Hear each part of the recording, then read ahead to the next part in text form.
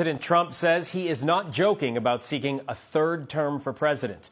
Trump reportedly telling Meet the Press anchor Kristen Welker that, quote, a lot of people want me to do it when asked about the possibility. And he said that there were ways around the constitutional term limits on the presidency. ABC News correspondent Jay O'Brien joins me now from D.C. to talk a little bit more about this. Jay, let's start with the president's comments about this third term. Presidential term limits are part of the Constitution, very clear part. There are ways for the president to get around this. Are there ways, I should say? And why is he planting this seed now?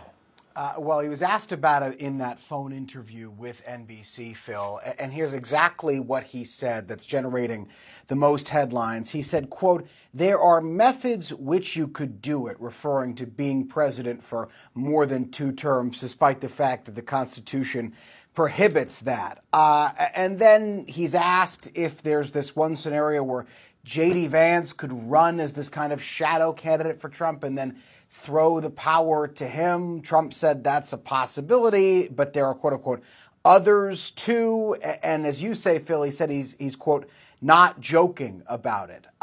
It's unclear if this is something the White House has really fully thought out. Trump was asked if he had been presented with plans by advisors to this effect, and he sidesteps that question and instead he only responds with, as I said earlier, there are methods with which you could do it. And then he said his poll numbers are strong and people are asking him to do it. But the reality here is, Phil, the Constitution is clear. You can be elected to the presidency twice. That's it.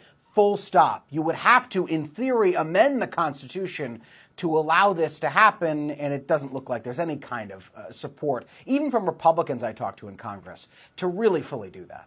All right, so Jay, let's stay on the topic of elections. The president is also joining telephone rallies for Florida special election candidates this week. That tells you what's at stake. Yeah, there are 2 special elections in Florida to replace Matt Gaetz and National Security Advisor Mike Waltz, who left their seats in Congress, remember. And in one of those races, there is this sense of potential Democratic momentum. And that's the race where Randy Fine is running to replace Mike Waltz. And he's got a Democratic challenger who's had significantly good fundraising numbers. And also, there's been some decent Democratic early vote turnout. And that spooks some Republicans who viewed both of these races as relatively safe seats. And there's a concern that particularly in that one district that I was talking about, there could be some Democratic backlash to Trump that might make this more competitive for Republicans than they thought it would be. I should point out, Phil, just before we came on the air here, I actually got off the phone with Randy Fine, the candidate in that special election district. He tells me he thinks he's doing well. He's confident he's going to win. He views this election as, quote unquote, Democratic rage against President Trump, but he says that he thinks he still has A, the fundraising he needs, and B, the Republican momentum to pull this off, Phil. All right, well, we shall see. Jay, thank you very much.